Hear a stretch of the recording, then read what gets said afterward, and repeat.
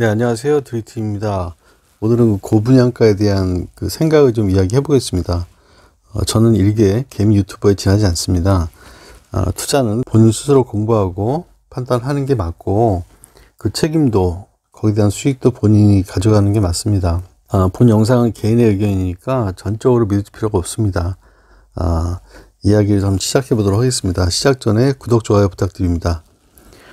제가 하단에 네이버 카페를 하나 개설했습니다. 두리TV 카페인데요.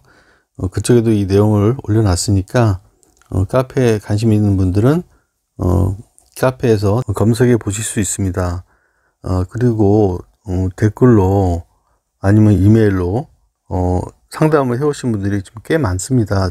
전 개인적으로 그럴 능력이 되질 않고요. 그리고 특히 세무 관련된 부분들은 제가 설명을 드릴 수가 없어요. 요즘 부동산 관련해서 양포세무사가 나올 정도로 모든 세금에 지금 세무사들도 지금 다 상담하지 않는 상황이에요. 그런데 일개 유튜버가 세무에 대해서 알면 얼마나 알겠습니까? 잘못 상담했다가 큰 피해를 입기 때문에 세무 상담은 절대 하지 않고 있고요. 투자 관련 상담, 고민 같은 경우는 제가 제 가족이 아니기 때문에 제가 함부로 답변을 드릴 수가 없어요. 제가 그동안은, 뭐랄까, 좀, 마음이 약해서, 답변을 계속 드렸는데, 그런 투자라든가 이런 세무 관련된 부분, 금융 관련된 부분들은, 본인 스스로 공부를 하셔야 될 것 같다라는 생각이 듭니다. 부동산 정보도 다 돈입니다. 다 시간과 돈을 투자해야 되거든요. 부동산 재테크 지식이 그냥 공짜로 얻어지는 게 아닙니다. 다 발품을 팔고 손품을 팔고, 그리고 부동산 상담이라든가 세무 상담을 할 때 저도 돈을 많이 지불했어요. 전 재산을 거는 투자이기 때문에 어떤 재테크 정보를 아는데도 일종의 어떤 노력이 필요하다라는 말씀을 드리고 시작하겠습니다. 근데 그동안 많은 분들이 내 집 마련 대안으로 투자처로 내 집 마련 대안 또는 투자처로 민간임대, 오피스텔 생수에 많은 분들이 이제 관심을 가졌었는데요. 이게 좀 시간이 흐르면 흐를수록 분양하는 단지들의 분양가가 적정선을 계속 넘어가고 있습니다. 이러한 단지들은 일반 아파트 같이 이제 분상제나 분양가 심의를 받지 않다 보니까 이제 건설사들이 일반 아파트 분양을 취소하고 민간임대로 이렇게 전환하는 그런 경우가 굉장히 많고요. 그러다 보니까 이제 분양가가 천정을 뚫고 계속 올라가고 있습니다. 참고로 10년 전에 인기를 끌었던 이제 대형마트가 지금 온라인 마켓이 성장하면서 이제 사양길로 접어들었습니다. 적자 점포가 계속 늘어나고 있고 폐점도 계속 늘고 있습니다. 대형마트가 진화하고 있는 거죠. 스타필드나 코스트코, 이케아, 아울렛 같은 기존의 어떤 대형마트와는 차별화된, 특화된 초대형 유통시장으로 좀 재편 중에 있습니다. 이게 바로 이제 시대의 흐름인 것 같은데요. IMF 시절에 이제 한국의 까르푸가 상륙했지 않습니까? 하지만 까르푸는 수조 원의 적자를 기록하고 철수를 했습니다. 근데 그게 다가 아니었어요. 내용을 보면은 까르푸는 한국 시장에 거의 투자를 하지 않았습니다. 하지만 결국 철수할 때 그보다 몇 배의 토지 매각 대금을 챙겨 나갔습니다. 까르푸의 목적은 처음부터 부동산이었던 거예요. IMF 때 헐값에 나온 부동산, 중심 상업 지역을 대량으로 매입해서 수익을 내고 나가는 그런 기업이었던 거죠. 최근에 롯데마트가 대형마트를 점포를 폐점하고 해당 부지에 이제 민간임대 아파트나 오피스텔을 이제 분양을 계속 하고 있습니다. 지금 올해만 해도 이제 수지구청역 롯데마트, 하이브렐 잘 아시죠?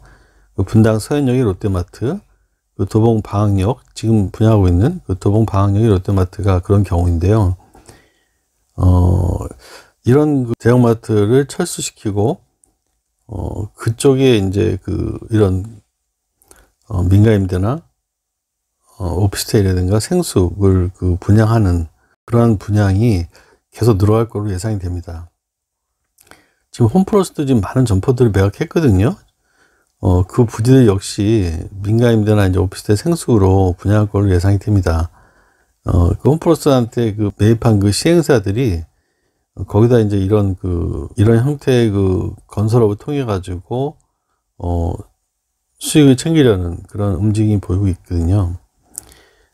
사실 지금 일반 그 아파트 공급은 많지 않은데 이러한 그 민간 임대와 오피스텔 생수만 이제 공급이 계속 증가하고 있습니다. 그 외에도 그 중심 상업 지역이나 이제 일반 상업 지역의 부지를 매입해 가지고 이제 철거하고 오피스텔과 생수를 공급하는 현상이 좀 뚜렷해지고 있습니다. 이러한 그 입지들은 상업 지역이라서 이제 기본적으로 지가가 높고 그렇다 보니까 이제 저렴한 분양가가 나오긴 좀 어렵죠. 거기다 이제 시행사에서 또 이제 마진을 더해지면서 분양가가 이제 고공행진을 하고 있습니다. 시행자 입장에서도 이제 마진을 극대화하기 위해서는 그 브랜드를 섭외할 수밖에 없겠죠. 그래서 하청 그 건설 시공업체로 이제 힐스테이트나 GS자이, 아니 프로조 이런 브랜드 그 건설사들하고 계약을 해가지고 시공 하청을 주어서 지금 많이 분양을 하고 있습니다. 그래서 요즘에 보면 분양하면 힐스테이트가 너무 많잖아요. 그게 뭐 현대산업개발이나 현대건설에서 직접 시행하는 게 거의 없습니다.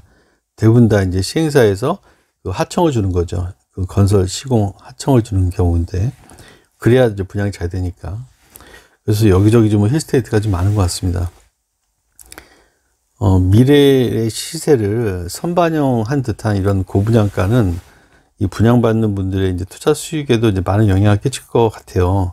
얼마 전까지만 해도 이제 고분양가에도 불구하고 미계약이 나오면은 이제 줍줍으로 완판을 성공해 왔죠.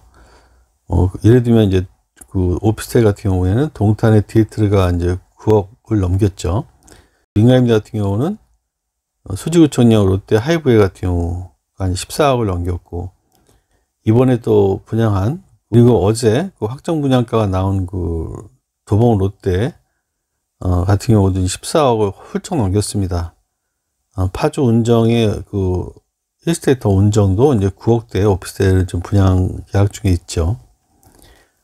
생숙 같은 경우도 지방도 8, 9억대고 웬만하면 10억대입니다.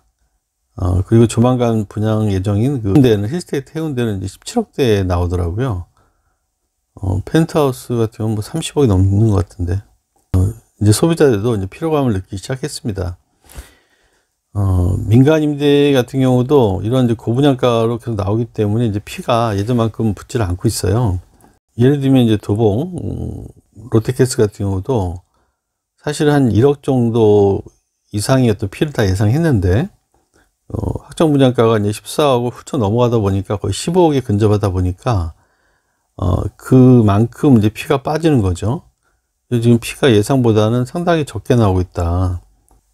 그런 고분양가에 대한 이제 소비자들의 반감도 커지는 것 같습니다.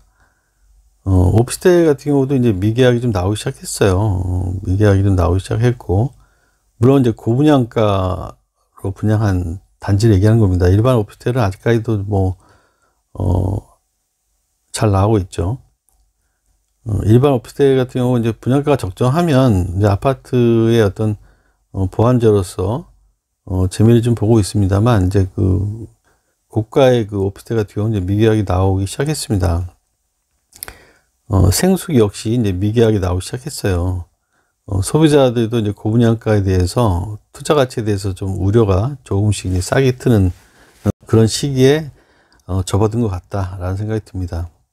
이런 그 고분양가 상품들은 이제 초피에 던지고 나오면 다행이지만, 만약에 계약을 할 경우에는 이 3, 4년 동안은 정말 매매하기 쉽지 않습니다.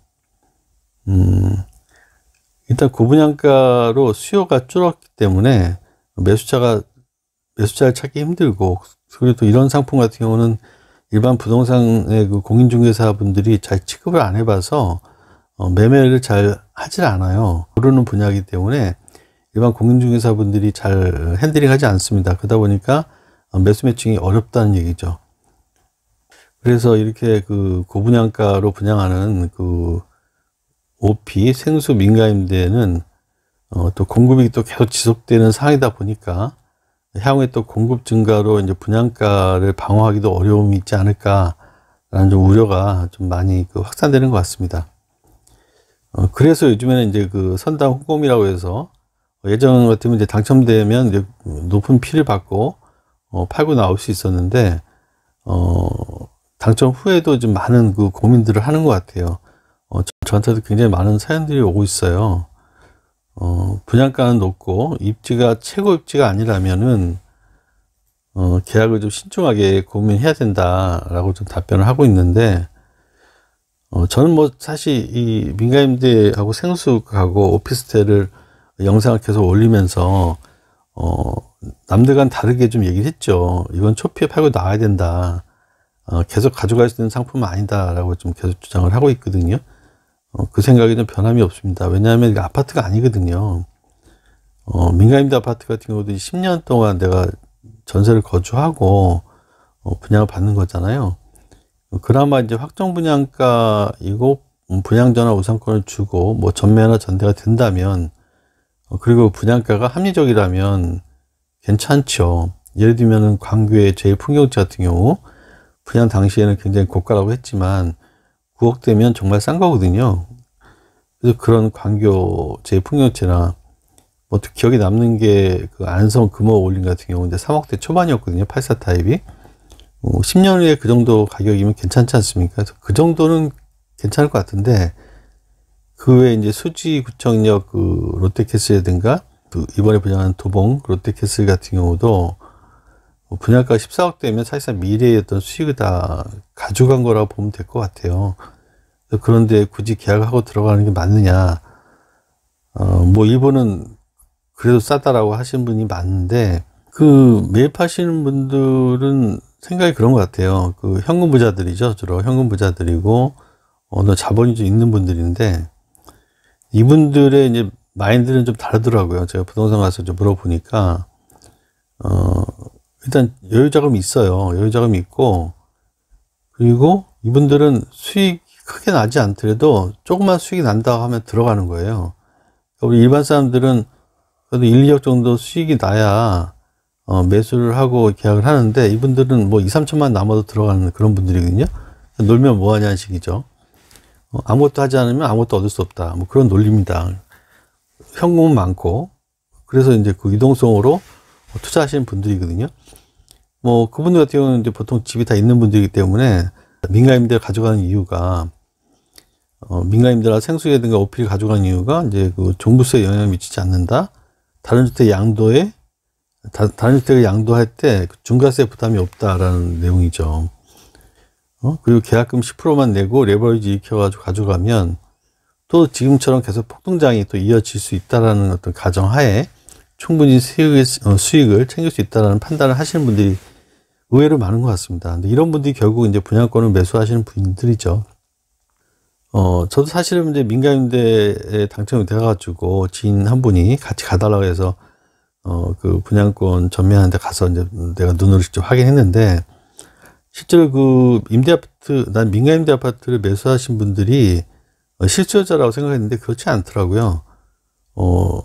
현금 여력이 있는 분들이 여러 채 사시는 걸 봤어요. 그러니까 생각이 좀 많이 다르더라고요. 우리 일반인들하고 생각이 많이 다릅니다. 그분들은 여러 개 사두고 그냥 묻어두는 그런 개념으로 가시더라고요. 시간이 흐르면 어차피 오른다. 어차피 우상향이다. 자기는 현금이 많다. 은행에 넣어봤자 이자도 얼마 안 된다. 라는 그런 마인드로 접근하시는 분들 의외로 많았어요.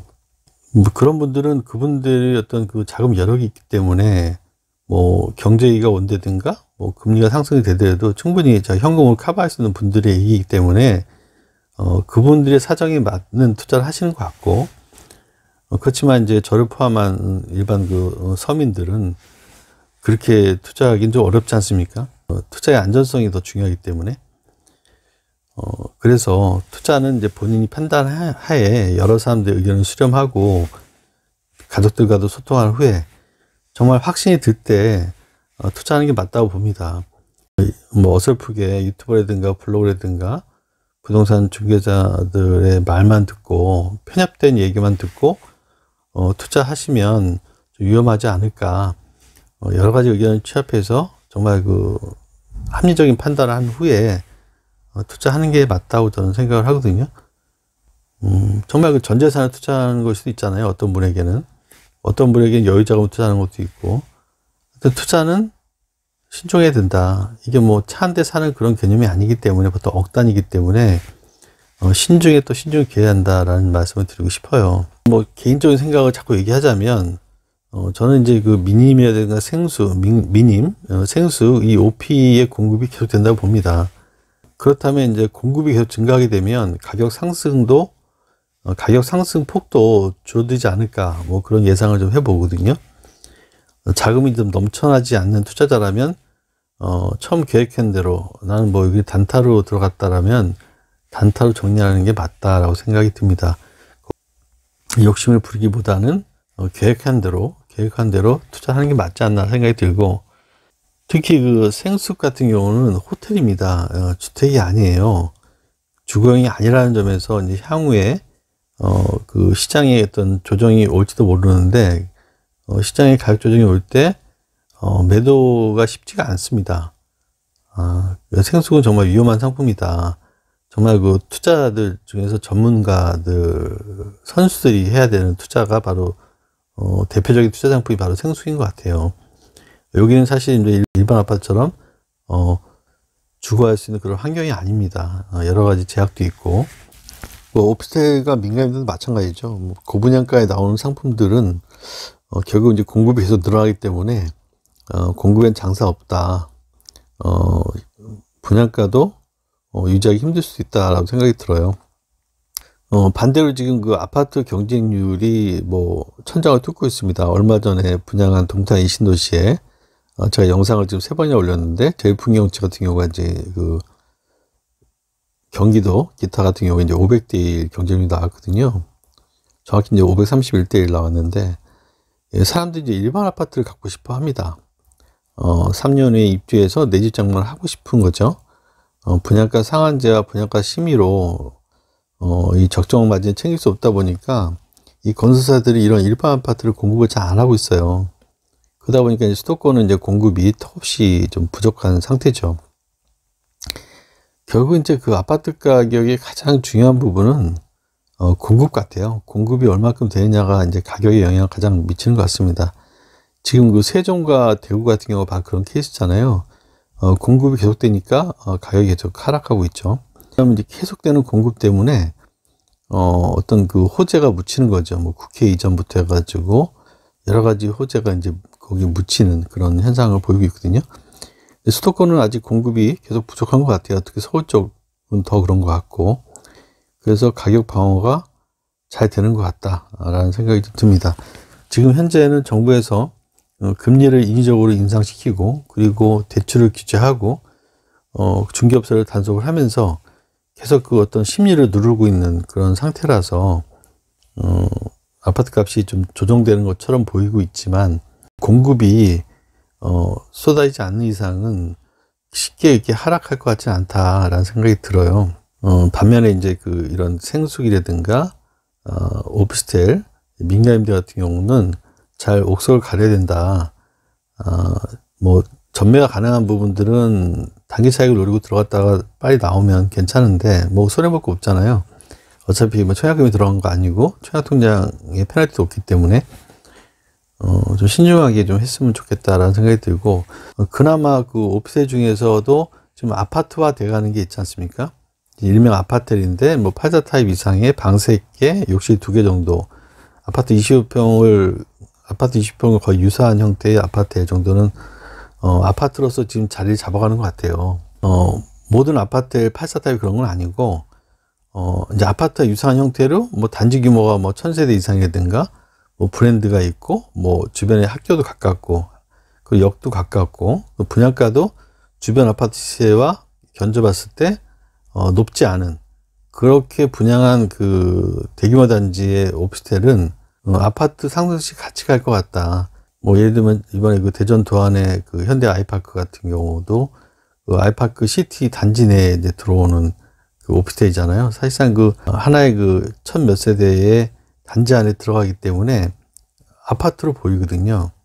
그런 부분이라든가 아니면 독립적으로 부지를 매입해서 한 1000세대 이상 대규모 단지로 짓는 그런 그 아파트 같은 경우는 아파트와 같이 간다, 아파트화 됐다라고 생각이 들어요. 반면에 이제 그 오피스텔도 중심 상업 지역이 나홀로 단지로 이렇게 그 2동, 3동 이렇게 들어오는 그런 단지들은 분양가를 철저히 따지고 들어가야 된다. 분양가가 너무 높으면 아파트화 되기는 좀 어려움이 있다. 네. 뭐 여러분 생각은 어떠신지 많은 그 댓글로 의견 남겨주시고요. 제 생각이 당연히 맞지 않을 수가 있습니다. 제가 뭐 신이 아닌 이상, 제가 점쟁이가 아닌 이상 뭐 알 수가 없죠. 하지만 제가 지금까지 꾸준히 부동산을 공부하면서 이 분양하는 걸 보다 보니까 뭐 이런 느낌을 갖게 됐고, 그걸 오늘 좀 영상에 남기고 있는데요. 아파트 청약 같은 경우는 뭐 3대만 넘으면 대부분 다 완판이 되죠. 근데 일반 아파트는 청약 통장을 쓰는 거고 청약 페널티가 있기 때문에 무조건 계약을 하는 경우가 많습니다. 일반 아파트는 번외로 두고 제가 얘기한 건 이제 그 전매가 가능한 생활협박시설, 오피스텔, 민간임대 같은 경우는 가수요가 많다는 얘기예요. 청약은 다 누구나 하지만 막상 계약할 때 보면 그 어떤 현장의 분위기, 피가 붙는지 안 붙는지, 피가 안 붙는 현장이라든가 그리고 분양가 높은 현장은 대거 미분양이 나오거든요. 그래서 그 경쟁률에 너무 그 연연할 필요는 없다. 경쟁률이 높다고 해서 반드시 그 완판이 이루어지는 건 아니다. 물론 뭐 몇천 대까지 가면은 그건 뭐 유효 수요가 어느 정도 있다고 보기 때문에 완판될 가능성이 높죠. 그렇지만 이제 몇백 대일은 사실은 그 높은 경쟁률은 아니다. 라는 걸 좀 인지하시고, 투자를 하시는 게 좋을 것 같다라는 생각이 듭니다. 그래서 그 청약 경쟁률에 현혹되지 마라. 반면에 그 전매가 금지된 그 아파트 같은 경우는 그 경쟁률이, 한 30대 1 정도는 넘으면 완판이 되더라고요. 전매가 불가능한 이제 오피스텔, 아파트 같은 경우는 한 30대 1 정도는 넘어가면은 겨우 이제 줍줍해서 완판이 되는 것 같아요. 그래서, 그런 그 청약 경쟁률을 보면서, 청약 경쟁률이 높으니까 다 완판되겠지라고 보시면 안 돼요. 그래서 그런 부분, 청약 경쟁률이 높다고 해서 다 완판되는 건 아니다. 라는 것도 좀 잘 보시면 좋을 것 같습니다. 네, 오늘 영상은 여기까지 하겠습니다. 오늘 영상이 도움이 되셨다면, 좋아요, 구독 부탁드리고요. 네, 다음에도 또 좋은 정보로 찾아뵙도록 하겠습니다. 감사합니다.